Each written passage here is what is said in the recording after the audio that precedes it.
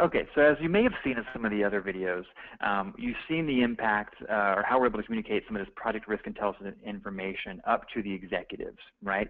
Part of that information is driven by sensitivity analysis by exclusion, right? We've covered that in another segment as well. So the question is, well, how do I get that insight? Where does all that information come from?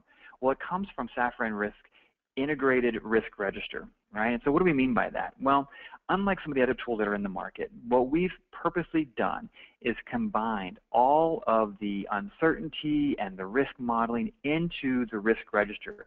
It is a completely integrated risk register. There's no add-ons, there's no other places to go, no places to get lost. It's all here in the risk register. It's a fundamentally different approach, right? There's no longer uncertainty on the activities and the schedule, right? We've introduced something which we believe is far more powerful, which is the ability to capture the uncertainty and multiple levels of uncertainty in the risk register. Model those alongside of the risk events, right? So there's no more concern about, did I capture this risk?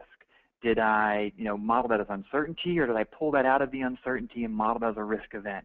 I've seen too many project teams struggle with that and get lost and not really have the confidence in their assessment and the way they've built up the model. So what we've done here is brought it all into one. So what does that look like?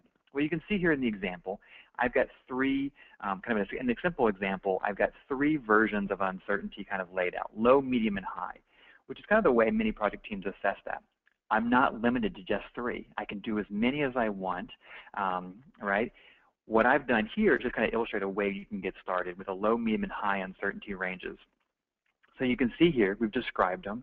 We've got a probability. We've marked it as 100%, right? So in that case, it's going to happen for every time we do an analysis, every iteration, we're going to apply this factor, this uncertainty factor. And that's really kind of how we reference them, is that they're risk factors, right? So this is just kind of a generic uncertainty, but I could have labor productivity. I could have a factor for based on region, based on weather, based on contractor code. A variety of different factors could be applied across the project and actually to the same activity.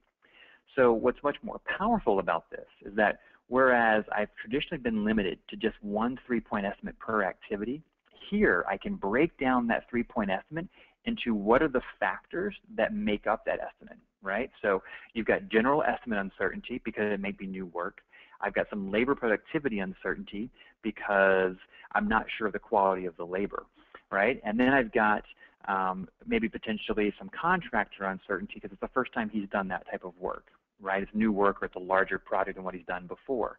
So rather than just having to put one range on that activity, I can now apply 3 different factors. And later on, we'll see in the analysis the benefit of that because I've got keen insight into the individual impact of each one of those uncertainty factors, right? So how do I model an uncertainty factor? Well, as I said before, we mark it as 100%. In this case, I'm pointing out a schedule factor. It's a relative impact. What that means is my impact is going to be percentage-based, right? So we're going to take and apply this percentage factor against the duration of the activity. That means it's equally applied to every activity based on the overall duration, right? We're scaling the durations of those activities. That provides us a great deal of flexibility when it comes to mapping these risks, and also makes this very powerful in terms of being able to apply this to very large and complex schedules, right? So I've got my uncertainty, no longer a 3-point estimate. It's now part of my risk register, and I have a much more consolidated view, right? A consolidated, integrated view of all my risk here. And additionally, I've got my kind of traditional, if you will, risk events, right? Probability and impact, right? And so I've got my probability, I've got my schedule and cost impact. In this case, I've modeled them as both relative. I've got the ability to model an absolute impact as well, right? Which would be a discrete number of days or dollars applied against an activity. And much in the same way here, I'm able to apply these scaling factors against them, right? So very powerful way to integrate both uncertainty and risk events into one risk register, right? And you can model a variety of other risks using these 2 techniques. These are just techniques, but you can use them in any way you need to apply and model the risk that you've defined, right? So there's great insight here. Ultimately, what that leads us to is a very powerful insight later on, right, which we saw with the sensitivity analysis. But we'll take a quick look here, right? So I've modeled my risk. I'm going to run my analysis. I get my distribution graph, and let's go take a look, right? What I'm now able to do, well, one, I can look at my drivers here, and I can see them, right? And I can see uncertainty. In this case, medium uncertainty was a reasonably high driver, right? And I've got high uncertainty. I can see my low uncertainty. So already we've seen where uncertainty is now a risk driver, not a very significant one, but still it shows up on my charts. That's something that I've never seen before in other applications because they don't have the ability to do that, right? It's not captured as part of the risk register. Where the real power comes through comes from the sensitivity analysis we've done before, right? So here we are. We'll run that again here quickly. And again, we're extracting out each one of those risks individually. If you look over here on the left, we can see high uncertainty as a top driver, medium uncertainty, and low uncertainty. And in fact, they're more schedule drivers than some of the other risks, right?